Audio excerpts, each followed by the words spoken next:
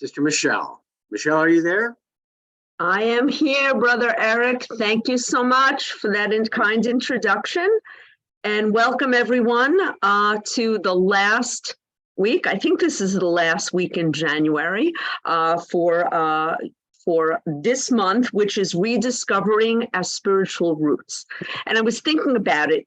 Didn't the month go quickly? I know so many of you have joined us these past weeks in January. The month just flew by. And I want to tell you that sharing it with you, I'm usually not a big fan of January because it's dark and it's cold and I have to get up, and commute to the city every day from Long Island. But I have to tell you, being with you every Thursday night, it kind of warms it and made it move so quickly that we're already moving into spring. So I thank you all for being with us Thursday. And if you're new to our Thursday night Insight Conversations, hopefully you'll like it and enjoy it as much as we do, and you'll come back. So we tonight, as Brother Eric had pointed out, it's a very special evening. Again, we're rediscovering our spiritual roots for the month of January, and we focus on silence. And what we mean by silence is introversion, going inside. Tonight is a very, I want to say, provocative topic because it really brings out a lot of thought. We can churn this a lot. It's becoming and bestowing. And we have a wonderful facilitator tonight. Her name is Sister Rita Cleary. And Sister Rita is a teacher and a student of Raja meditation. She currently serves as the coordinator of the Brahma Kumaris Learning Center for Peace in Boston, not too far. As an entrepreneur, she served as the founder of Visions for a Better World Foundation and the Learning Circle, a management consulting company. And that alone, we had a nice conversation yesterday. She told me how she brought that forward, and that story alone speaks to what we're going to be talking about: becoming and bestowing, believing enough to make it happen. So what I've learned about Rita in a very relatively short conversation yesterday, a getting to know you conversation, that she has a positive, clear-eyed outlook of both the world, the physical world that is, and the spiritual realm. And yes, she is a natural at this. And she conveyed and validated to me in a very short time that how living's one physical life may very well be the means to the end that I want, which is attaining peace and contentment. So tonight we're going to take this big high dive together in those beautiful waters. So thank you for joining us, Sister Cleary. I'm really excited to be with you and with all of us. We've got a great audience. So welcome to Global Harmony House Thursday night again. I know you've been with us before. Welcome. Thank you so much, Michelle. It's so nice to be here. And, thank you to the whole Harmony House team for extending the invitation. Also, thanks to those of you who are online and who are going to stay and listen and hopefully join in on the conversation at some point. As Michelle mentioned, this topic of becoming and bestowing, when I was first asked to speak on it, I said to myself, where do I go with this? And as I went into it, I began to recognize, how important it is to really go to this topic. So, the fact that this has been a month-long series, with other topics that have been related to it, it really takes us into that final step of the month to really understand what it means, to achieve this level of being, of becoming, and bestowing, as a with an awareness of our spiritual capacity. So, one of the things that I began to recognize as I mentioned when I was thinking about the topic, is that this word becoming, is something that happens to us naturally, from the time that we come into this world. So if you think about it, you're born into a wonderful family, or you're at least a family, maybe not quite so wonderful, but wonderful in the whole because they're there to teach us. And you come into your family, and then all of a sudden, before you know it, you become old enough to go to school. And then as the years pass, before you know it, you become an adult. And all of this is happening in such a natural way. And the state of our being, which is the state of our awareness, our inner awareness, is also changing, and at this physical level, as I mentioned, it's so easy to be able to see what it means about, becoming into this, coming into this world and just naturally day by day learning and changing. But as we get older, I think that the distinction is that we need to recognize that all of a sudden we recognize that it's up to us to set aims and to make choices along the way that enable us to learn and become more. Because the meaning of the word becoming is about a process. It's that process of becoming something, or of reaching, as I said earlier, a new state of awareness, a new state of consciousness, a new state of being. So, as I continued my reflection on its meaning, it means, I've come to recognize that this becoming happens at almost every step of our lives. So, I mean, you think back for a moment on your own life. What was it that you became, month after month, year after year? How did you get to be who you are today? Did it simply just emerge? Or were there some different things that you had to do in order to make it happen? So I think, at least in my understanding, that becoming has everything to do with setting our aims in life. We begin to learn and we begin to develop our mental capacity, and we recognize that it's our thoughts, that create our aims and the directions of our lives. So can you think back to a moment, when you decided that there was something that you wanted to do and you made it happen?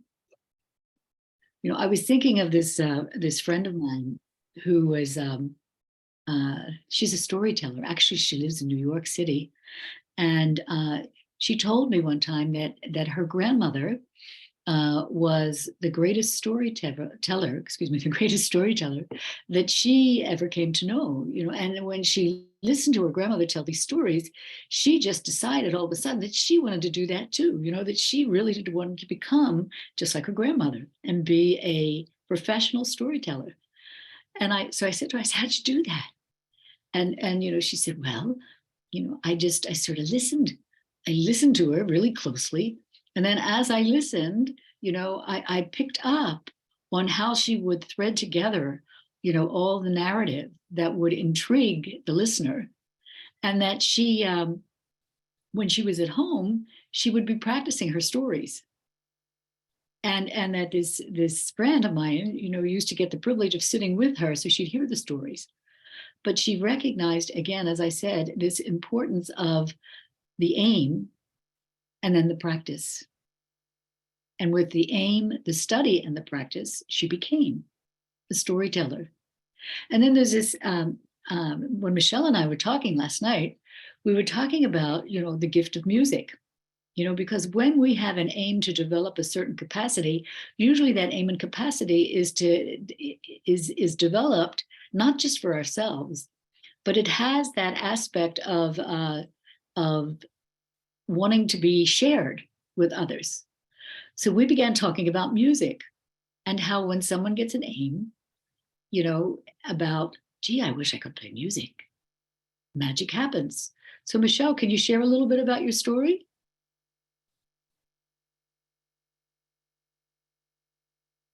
You're on mute. Yes, yes. Well, that reminded me that in my mind's eye, since I was a very, very little girl, I always wanted to be a fiddle player. I always liked Irish fiddle music and bluegrass, and in my mind's eye, and I would actually do the air violin all the time in my room secretly, and I was quite good with the air violin. I could hear the music. I call it piddly music, the Irish piddly music. And years would go by, and I was busy, and I never thought of myself as musical by any means. I just never took an instrument in school. When it was offered, I always turned it down. But yet in my mind's eye, I was a fiddle player. And then I went to a class with, I used to talk to students, and I went to a music class, and they were all performing, and I told them about my fiddle playing, that in, you know, my mindful fiddle playing. And they asked, well, why didn't you ever take it? And I just said, oh, I never took the time. Well, lo and behold, 2 years ago, I said, why don't I have the time? And you don't have the time, you make the time. And sure enough, I started taking fiddle lessons. And you talk about becoming, and we were talking, right, sister, about, you know, that it's not instant, it's practice, and the thought becomes the action. And albeit I'm only doing it 2 years, I'm like a second grader, but I now fiddle. So it'll take me probably 10 years to be where it matches what my mind's eye tells me, but I fiddle now, you know, for real. So it's, Can you fiddle a little for us? you know, it's funny, Sister, if I would fiddle, I have never fiddled in public. In fact, I close all my doors, but Baba, you know, has said, go for it. So you can leave, you can turn off your volume, but I will try and do it just to prove a point that I am becoming a fiddle player. And I'm a second grader, because I know there are some musicians out there, and I don't want to name them. I know them, but okay, let me get it. So I'm going to play. I was actually going to, do I need an accompaniment? Because I have music too, but I'll just play myself, okay? All right, so lower your volume. Okay. Okay, let's see if I can do this.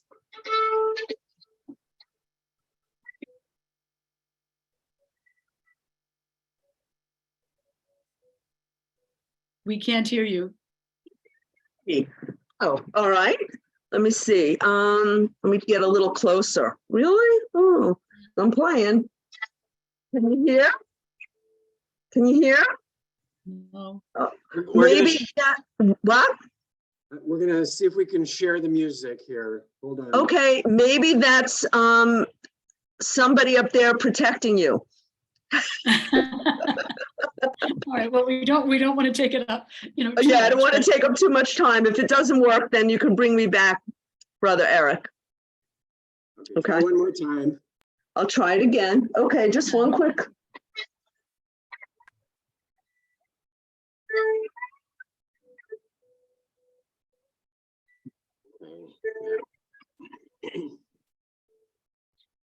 Can you hear it?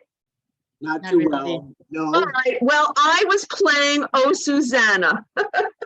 So Well, thank you. But what I loved is I loved your form. You know, I could see that you've practiced, and you know, I think one of the most important things is to see the joy on your face as you're doing Yeah, it. I do love to do it. It's a lot of fun. It's better doing it real than in your. It's doing it. And now I will I tried to bestow it to you next time. That's my goal. The audience really liked it though.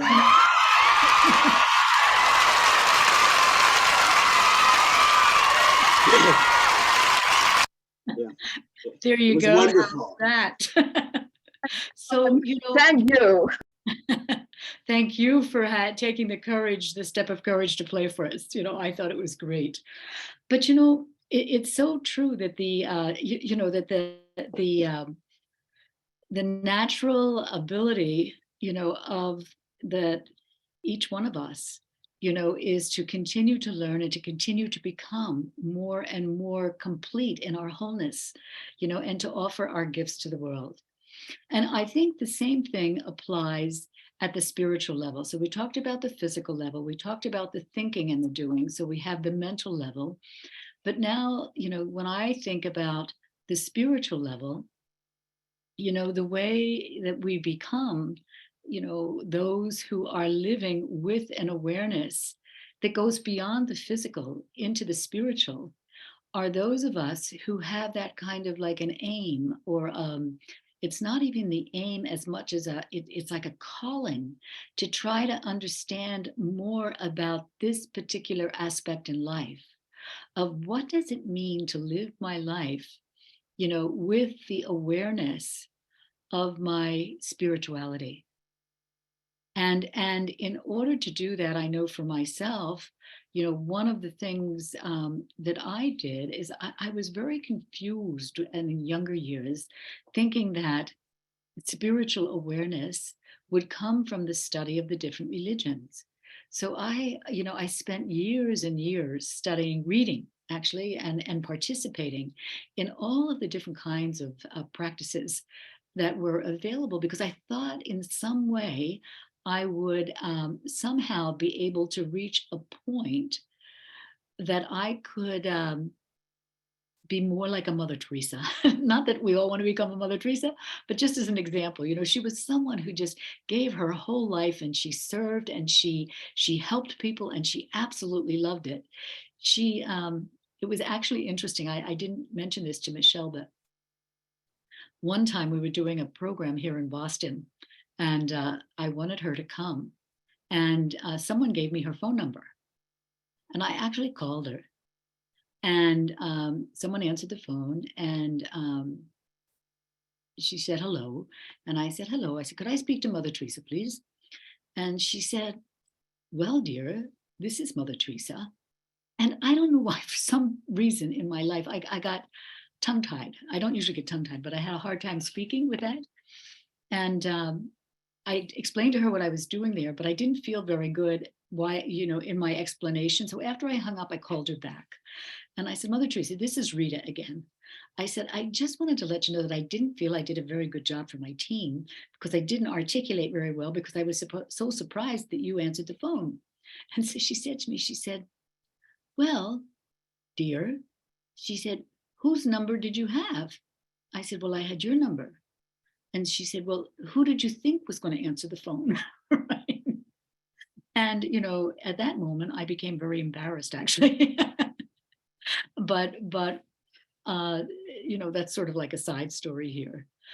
But in my own search for understanding and an awareness of this spiritual search, when I came to the Brahma Kumaris, I recognized that, because of my love of knowledge, because of my love of wanting to understand better so that I could be a better person and be in my life, in a way that I would be peaceful and loving, as opposed to angry and judgmental and all of these kinds of things. And it was here, with the Brahma Kumaris, that I actually found a way to do that. And I was so taken by the fact that there really was an opportunity, with a commitment, a determination, and a commitment to the study and the practice, the practice of the methods that were being given, that one can actually learn to come and change themselves in a way that you can become peaceful and live a peaceful life, and actually be serving, at the time while you're in that process. And for me, that has been like the greatest experience of humbly becoming the best that I could be.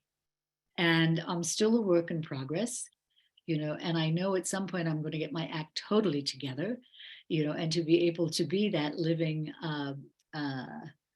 form of just, remaining peaceful and calm and involved and happy, and being able to cope with the challenges, and I've had many challenges, both in my work and, in life itself, having been a mother and a grandmother and, having also at the same time been living the yogi life while in action.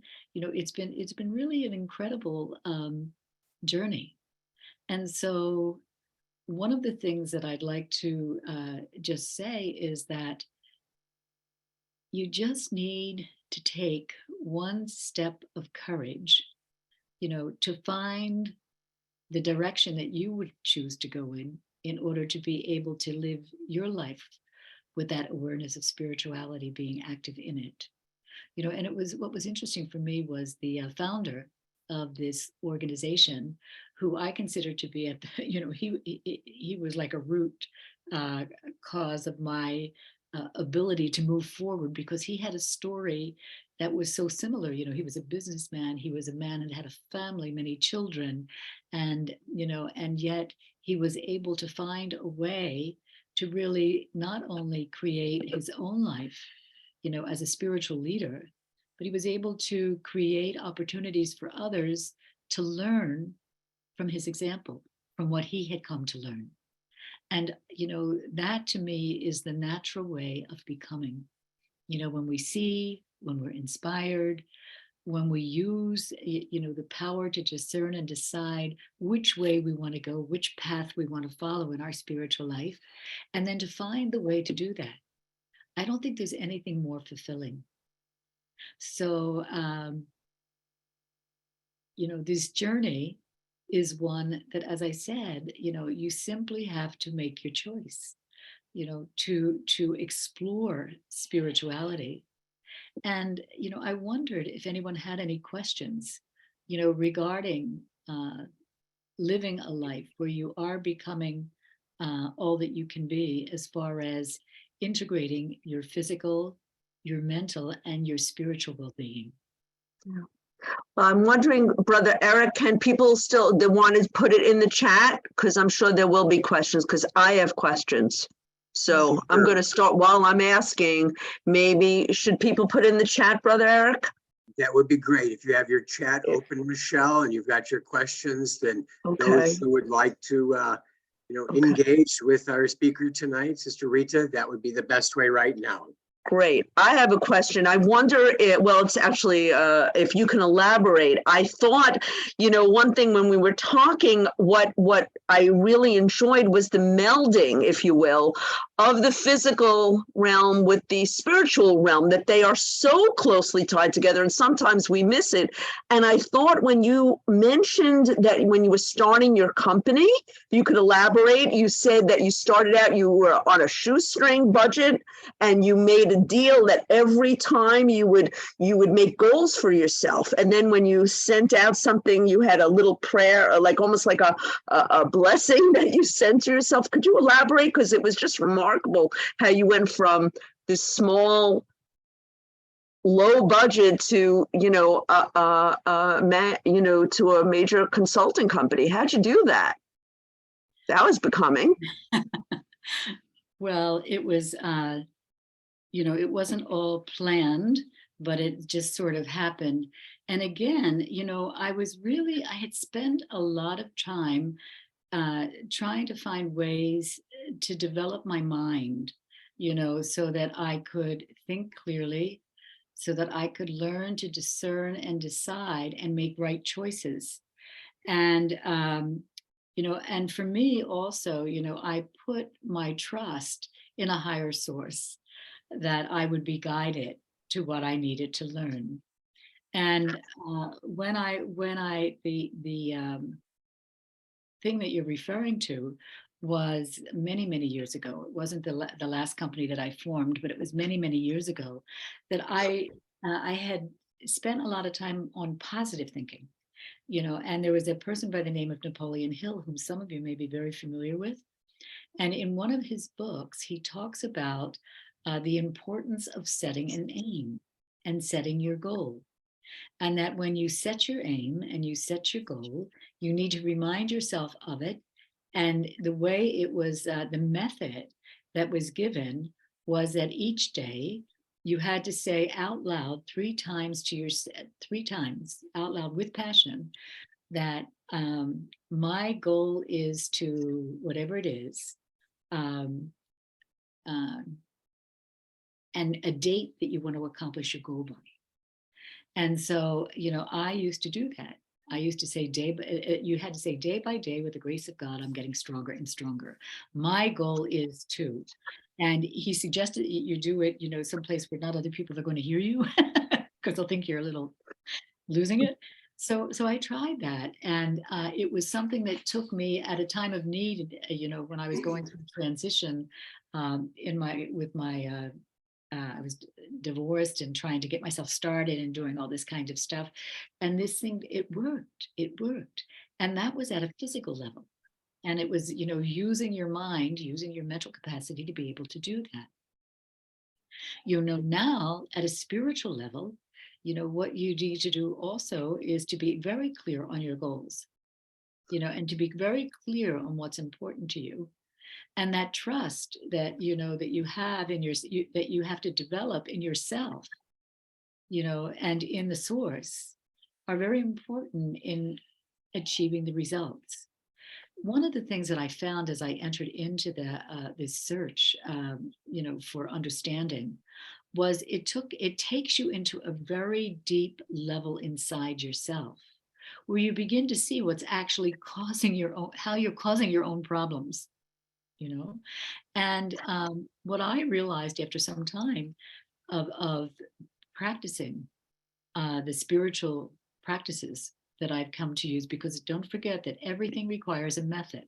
You need to understand the directions that are being given in order to achieve your aim, right? And one of the things that's really required when you are searching on a path, to find yourself, is to really have the power to face what's going on inside.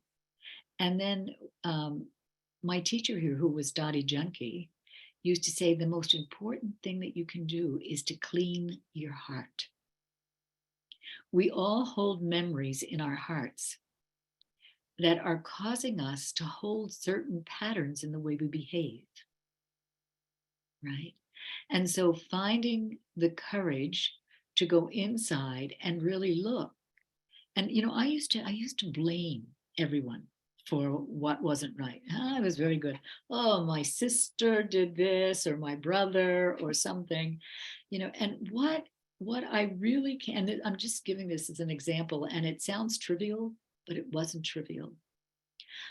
I eventually came to learn that I didn't trust myself. I doubted my own decisions, and therefore I'd be like this. Do I go right or do I go left? And then if I'd say, oh, I'm going to go right, and I'd say, maybe I shouldn't go right. So then I got stuck and I wasn't able to go the next step. But eventually over time, as I began to face that and understand that, I was able to change that. I was able to change. I didn't like myself. Some people, we pretend we look like we like ourselves. We look like we love ourselves. But then when you really get into your heart and how you really feel, how we really feel about ourselves, sometimes it's not so great. Sometimes it's ego driven. So it's the opposite, and it is, that we really think we're above. The arrogance comes in. But oftentimes, the finding the truth of what the blockages in our heart are, it requires effort. So it's the practice field. And so all of the tests that we come into in our daily lives are all about the tests that will allow us to begin looking deeper into the heart and doing spring cleaning, doing the deeper cleaning to get ourselves free so that we can lighten up, and enjoy life. Does that answer your question? Yeah. Again, focusing on becoming, I was thinking as you were speaking, how there are some people, and I don't want they just think that they can't change, that they are who they are. I love that when people think they can't change. And I was thinking about that when we were talking about the physical to the spiritual, that it really is, it's metaphysical, that how many, and I don't know, and there might be a scientist out there who can put it in the chat, but I believe after a certain period of time on this earth, as a person, your cells change over many, many times, that you don't have one cell that you started with at birth. So in other words, physically even, you are not the same. And I thought to myself, well, if this person went to my 5-year-old and said, hey, I'm you, the 5-year-old would pass out probably, because I look nothing like myself. I don't speak like myself. My adventures have changed. So we really are becoming constantly, but so much so that I'm not the same person I was anyway. So if you have that choice, it's the same thing. You can make that choice to be whomever you want. And those are the things that are at our disposal every single day. And I'm wondering if anyone out there, sometimes we hear that, I can't change, I don't know where to begin. Are there first steps to recognize, Rita, in terms of how to get, self-actualized to move forward? Yeah, that's a great question.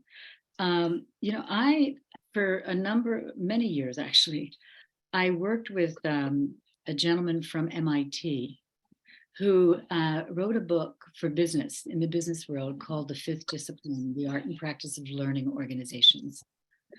And so, in order to be able to recognize one's ability to change, one has to be open to learning, and that actually it's the fuel for life, isn't it? Because it's through the learning and through the example of others, we learn in many, many different ways, but staying open to watching what is emerging in your life, because it's not just about us making things happen, but there is a natural flow to the energy of life. And there is a natural flow to what comes into your life and what goes out of your life. It's like a current. I mean, you think of all of those friends you grew up with, or that you went to college with, or whatever you did, and then you lost touch with them. And it was like, oh my God, I don't even know them anymore. What happened to them? Where did they go? And that's not that they've left the body physically, but they're out of your life, right? So this, when we understand that there is this always an opportunity for the learning, there's also an opportunity for greatness. And that greatness is mastery. And in this book on the fifth discipline that the business people were using, all over the world, it was an extraordinarily successful book. It was about recognizing that you could really begin to become sovereign, that you would understand who you were, how you were thinking, and be able to shift your thinking from the little mundane to more of a systems approach, that you saw from a bigger perspective, that it wasn't just the little problem that was going on, but it was your past, present, and future that were influencing the way you thought. And the way that you think, would lead you in the direction of either being ready for change or being stuck. And I know a number of people who remain stuck in life because of their fear of change. They're afraid of change because they really don't understand what it will bring. That it could bring additional problem. It could bring additional challenge. And they may think, I can't do it anymore. I can't do it. I'm tired. I'm so tired. But the truth of the matter is that they don't recognize that it's when you are able to see the pathway to something different, it may not happen immediately, but the only thing you need to do is to take the first step. And from that, there is an emergence that will happen, that either a person coming in front of you will tell you something that will lead you to your next step, or you'll have a memory of something that comes to you that will lead you to your next step. And before you know it, you're playing the fiddle. You know what I mean? Yeah, it's simple, but it takes courage. Patience and persistence. I think it was Calvin Coolidge who said, always wins the day. That's what changes the world. And beings is the patience and the persistence. That combination is very powerful. And I think you're right on. And we talk about the 3 Ps: patience, persistence, and we all have that innate power. But like you said, sometimes the power scares us. If we only knew half of what we could accomplish, I think I would be scared at what, where I'm capable of doing. And that could, as you said, put the skids on. Well, that what happens is, I think what I've come to learn actually is that sometimes we don't understand it, but we're really afraid of our own greatness. We can, I don't know about others, but I know for myself, I could see every single thing that was wrong with me. Me too. I mean, how many out there that are listening are easily able to identify your weaknesses, right?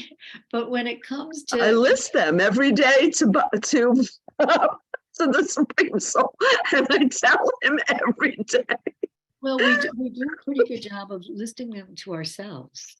And as a result of that, we cowered, we say, oh, I'm not worthy of it. Oh my God. I understand why they don't like me. Nobody likes me. What's wrong with me? And because inside you have not been able, and what happens is it's because inside you're full of anger and hatred, and, oftentimes that there's a discomfort. There's a Mine is slovenliness, not anger and hate. I have another vice. Well, we all have different vices, but full of sorrow, Mhm. But what we don't understand, and what we learn when we're coming into life from a spiritual perspective, is that originally inside of us, our original innate qualities include things like an altruistic love, that we are loveful beings, right? That we're peaceful, that we're happy. All I can is, oh my God, I'm so upset. I'm so tired. I'm so sad. But where's the joy? Where's the joy? The joy comes when you can let go of these acquired qualities of anger and hatred and fear and all of those things, and begin to recognize, that there's something greater. And that greater is inside of you. It's inside of you. And in order to go beyond the fear, you've got to learn the method of transformation of those qualities so that your heart becomes clean, that your heart becomes light, and that you can begin to dance in life, as opposed to playing hide and seek and hiding from yourself, hiding from others, and just, withdrawing, not in a way that you're withdrawing out of safety, but you're withdrawing to run away from it all, and you just stay in your comfort zone. I had a son one time who came through a really, really hard time, and he's the most wonderful, wonderful soul, and he's a musician actually. And at one time I sat down with him and I said to him, I said, what's going on? And you could just see in his eyes, you could see the sadness and the heaviness. And what he talked about was how he felt he had become comfortably numb, unable to feel anymore because things had gotten so bad. So he couldn't become himself because he was not feeling, right? So as we come to understand the soul, as the eternal part of us, we understand that thoughts and feelings reside in the soul. And, there's methods that can be used to reactivate and bring back, those feelings that allow us to enjoy life totally. Right. Even though the world is crazy, there's lots of stuff going on, but Right. there's a way that we can be with it and be okay. Right. And so, yeah, I'm sorry. I was just going to say, because what we're doing is we're mastering our feelings, we're mastering our thoughts. And it sounds like it's impossible, but one of the things that was told to me when I first came here, and that was many, many years ago, and I've never forgotten it, it was taught, this is the time when the impossible becomes possible. You can stay in your household, you can stay in the world, and you can become a self-sovereign. You can rule yourself, right? You can master your thoughts. You can do that. And I took that as, well, if somebody says I can do that, then it must be that I can do that. And so for, many, many years, that's what I've really learned to do. And what that enabled me to do was to let go of the sorrow, to let go of the fear, and to just ride the wave of life in a beautiful, caring way. That you're present, but you're not fearful. Make sense? Yeah. Yeah, very much so. One thing you had brought up, and that I think a lot of times the physical world, and what I mean by the physical world is the minute I step out of my home, not that I use it as a refuge, but it is a quiet home. And when I go out into the world, it's very noisy, and the world works against you. It wants to be noisy. It wants to pull, at least in my view, wants to pull you out of your silence. It gives you so much distraction. And it's only as I've gotten older, I've seen it more. There's more means to pull you out with social media and news. And there's not even one news show anymore. There are 100 news shows, and they're not even saying the same thing anymore. They each have their own message, which is amazing, because I grew up during Walter Cronkite, and you had one message. You saw one person talking the news, and you believed it was the news. Now you have unlimited people saying different things. So it's very hard to that noise, and you're trained to go to the mundane, to, if you're quiet, well, I have to do this, or if someone said that to me, as opposed to what you're talking about, going inside and listening to the most important voice, that is that still voice inside of you, that is the transformation of really the discipline to be a self-sovereign. I believe the world does not want you to be, no offense, everybody, the world doesn't want me to be a self-sovereign. I have to work myself. I'm sorry, I love the world, but you gotta do it on your own. And I'm so amazed to hear you at such an earlier time. You figured that out, and you have been working towards this. It's just incredible. Michelle, I think one of the things that we all need is a feeling of belonging somewhere. And our home needs to be created as a sacred space. That this is the place that I can close the door. And even if there is noise, but it's your space, of where you be in the world, and where you become, in this sacred space. You can take your home and think about it as your place for a practice field of developing an inner silence that you learn to still hold when you're out. It's not like it's two separate worlds. There's an integration.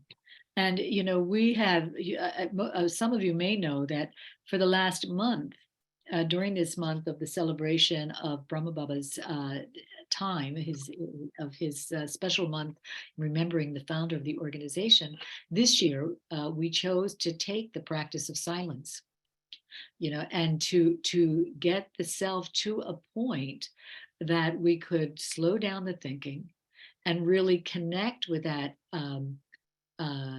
peacefulness inside, and get the strength to then go, continue in our day, do what needs to be done. But when we had a break, we go back into silence.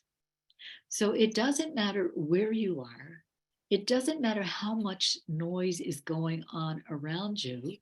The question is how can I get to that point that I don't get pulled? That the magnet there is not pulling me. However, the magnet for an elevated state of consciousness, which we would call soul consciousness, is pulling me into my unlimited capacity to be able to deal with everything that's going on, everything that's going on around me. So again, the practice field of your meditation, like those who came to meditation this evening, it's like a timeout, isn't it? That you come out of the hustle bustle of your day, and the thoughts, what do they say, 30,000 thoughts a day, and all of a sudden you can relax, and you can go into that space where you don't have to think too much, so again, in order to experience the root of your spirituality, it's a matter of coming into that space of soul consciousness, which you can do through meditation. And meditation may not be sitting meditation. Some people, they're too anxious, they can't sit. You can walk. You can do many other things. You can swim. You can exercise. But what's going on with your mind when you're moving the body? And I think that each one of us is different. What I do may not work for someone else, but you've got to find what's going to work for you. What's going to work for you, and how you're going to build it into your life. And it doesn't just happen. You've got to set the aim to become. I want to become peaceful. I want to become more loving. I want to become happy. What do you want? What do you want to become? And then recognize that the only one that can make that happen is what? Who can make it happen? We have to make it happen for ourselves. And it doesn't hurt to be in the company of others who are traveling the path, because there's sometimes you just, oh, I can't do it. It's too hard. I want to give it up. This, that. Right. But spiritual friendship, when you're pursuing, if you have an interest, when you want to learn more about it, find somebody that's doing it, have conversations, go to the coffee shop and talk about, what are you learning? Share it with me, that kind of thing. Right. I find the Thursday night is that group. I wanted to give a shout out to all of the attendees week after week, because they have that innate, as you said, curiosity, that inquisitiveness, that zest for learning that is being hopefully fulfilled somewhat, with conversations like this. And we are, even though we're in little boxes, we are sharing the energy together. So we're learning together, we're asking questions together. And I'm always delighted by, the people that study with us every Thursday night, because they're clearly on that path and that searching, that beyond the mundane. They could be watching CNN right now, or they can be watching, playing, what is that, Candy Crush? I don't know any of those games, but instead they're here. And you spoke about that need for learning and study, and that's who the audience is. And it's just delightful to be with them. And you've been wonderful in terms of clarifying and kind of getting away some of the weeds that are out there. hacking away at the weeds and getting to the fragrant flowers. So Yeah, that's and beautiful. and as I don't know, do we do meditation before we close or no? Yes, we do. I'm going to ask you soon, if there are no questions very shortly, if you could tie it all together in a cute little bow, some of the things that we've talked about that we can work on as we meditate to the end of the program. Yeah. If you're okay with that. Sure. Yeah.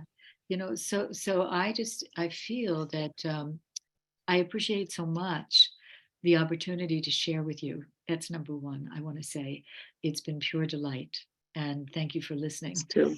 And I want to also say that each time we have an opportunity to speak how we've come to understand different things, we can learn. I've learned from Michelle's questions. I've needed to really think about how to respond. And so now I'm much more aware of my own understanding, which it sounds silly, but that's what we need to do, is to talk with one another. And the other thing is that if those who are listening, if you really have an interest, in your spirituality, then, really finding a way to engage in learning, like coming to these programs, it's like a wonderful thing to do for yourself, because Gandhi used to say we need to become the change we want to see in the world. So we look at the world, we see everything that's wrong with it, and we say, oh, if we just had a more peaceful world, or oh, if we just had different things in the world. So if in fact that's your vision, and you're really wanting that, then in order to create your vision, you should write it down. This is what I want to become. I want to become this. Right? And once you have that clear aim, find a little step you can take that will bring you closer. And if in fact you say, I want more peace in my life, to be able to practice meditation daily, maybe rather not just listening in the evening, but actually allowing myself to slow down my thoughts and to sit quietly, to go into silence. Because it's in silence that you will see how you think. You will hear yourself thinking, and you'll see how your thoughts might be taking you in the wrong direction, and you can bring them back on track, to take you in an upward elevated form of thinking, as opposed to going down in the descending energy of criticism, judgments, dislike, disease, uncomfortable, and it'll bring you back into a comfort zone. So baby steps are all that's required, because once you take that step, something will open up that will give you a high jump to reach your aim. And once you reach that aim, once you become what you want to become, then it's time to do what? Leap again. And to create a new aim, and then I go a little bit for another step and another step. And before you know it, you're doing things that you thought would never, ever happen in your life. So that's my wish for you, that you have it. I also have a blessing that I'd like to share with you. May I share the blessing? Of course. Okay. Yes. So I wish I could come and hand each one of you this blessing. So the blessing says, you shine the light of patience. You trust life, you trust yourself, and you trust others. You do not push or force, because you know that gentleness accomplishes the task. So patience and gentleness accomplishes the task. So we have to be gentle with ourselves, and give the love to yourself that you're given to your friends and colleagues, and that way demonstrating your self-care, your self-love, your self-trust, you can do that for others. So Om Shanti. Shanti. Shanti. Okay. So everyone, let's just have a moment of silence together to focus on what Sister Rita had spoken about. Let's just take a moment of silence. Is it just a moment, or you want me to speak as commentary? Just Oh, I checking. would love you to, if you're okay with you, please. That'd be great. Thank you. So taking a couple of deep breaths in and out.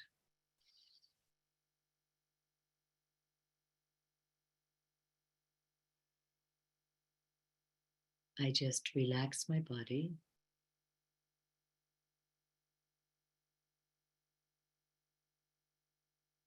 And allow my thoughts to slow down.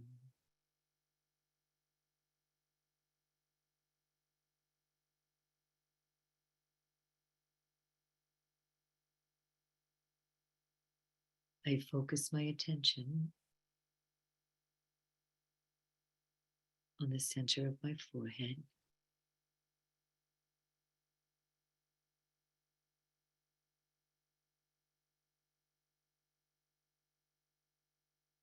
Focusing on that light that is shining within,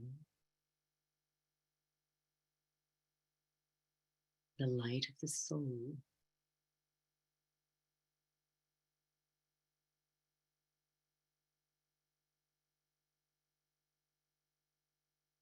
This is my eternal identity, the being who becomes like an angel.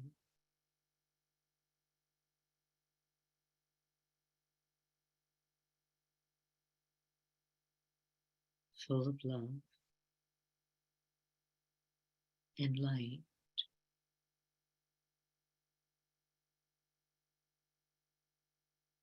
I become like a lighthouse.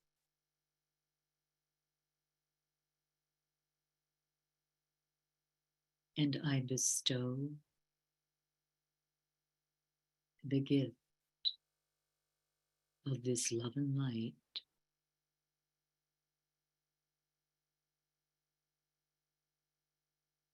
sending it through my thoughts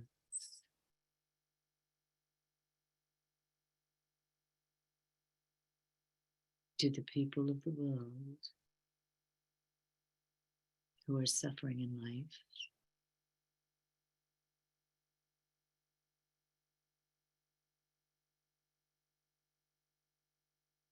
Again, like a lighthouse, the light travels with just one thought of peace being sent to the world.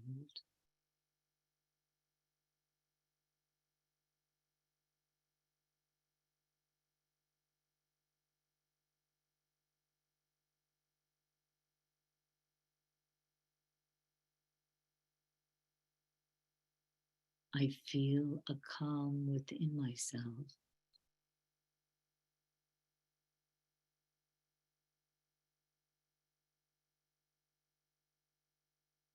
Relaxed, loving, peaceful energy.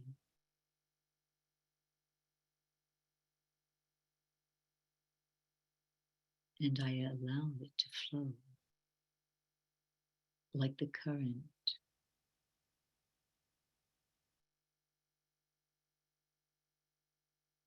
flowing to the hearts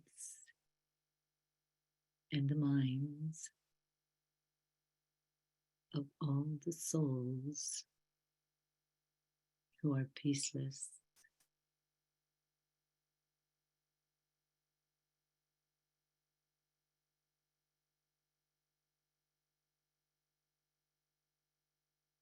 I become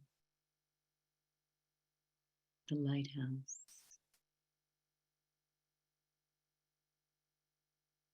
as I explore my own spirituality.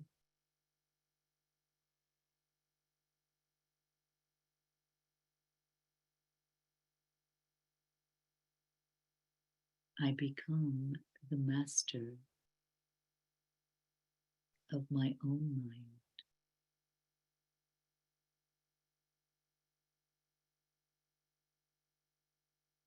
Knowledgeful with all virtues and qualities that bring happiness inside the self.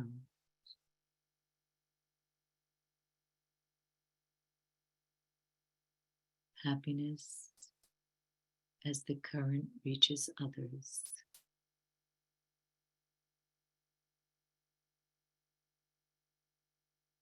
And in this moment in time, I allow myself to be who I truly am.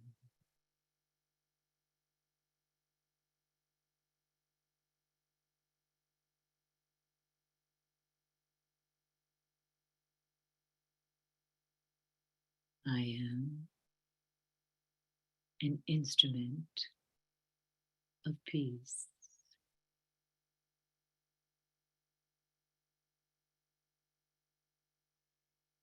And I know that at any moment, in just 1 second, the only thing I need to remember is who I am. Om Shanti.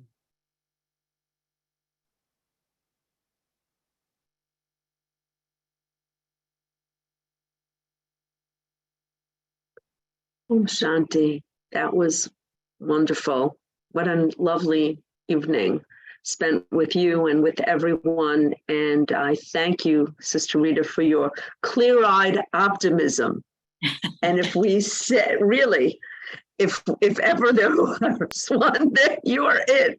And that ability for us to validate that we can set aims and accomplish things that we really only we thought in our dreams. Well, why not? We are powerful. We have the power. We have the spirit. We have the Supreme Soul is looking out for us. You know, we've got it all. So I thank you for this gift tonight. And thank you, Brother Eric, for that great applause. It made me laugh. And thank you all for joining us tonight. And next month, yes, we can applaud. That's a cute brother. Next month, we're going to be, it's the month of February already. It's a short month, but it's a loving month of hearts and love. And no doubt we will share it all together. So hopefully we'll see you next week. And Om Shanti. And thank you so much for being here tonight. Good night, all. Bye-bye. Good night. Om Shanti. Thank you, everybody, for coming. Om Shanti. And we did record a little bit of Michelle, so we'll play that on the way out. Michelle, this is so nice. Thank you.